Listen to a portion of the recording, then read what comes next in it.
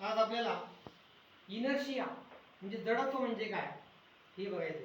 जडत्व म्हणजे काय की तुम्ही बसमध्ये बसलेले असतात आणि तुमच्या बस बरोबर तुम्हाला पण वेग प्राप्त झालेला असतो आणि ज्यावेळेस ड्रायव्हर ब्रेक मारतो त्यावेळेस बस काय होते थांबते.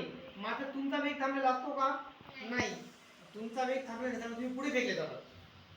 त्याला जडत्व असे म्हणतात. आपली जागा सोडायला आपण तयार नसतो. आता या ठिकाणी ते पोस्ट कार्ड आहे इट इज अ ग्लास. आता याच्यावरती पोस्ट कार्ड ठेवलं आणि याच्यावर तुम्ही हा 1 रुपया ठेवलेला आहे.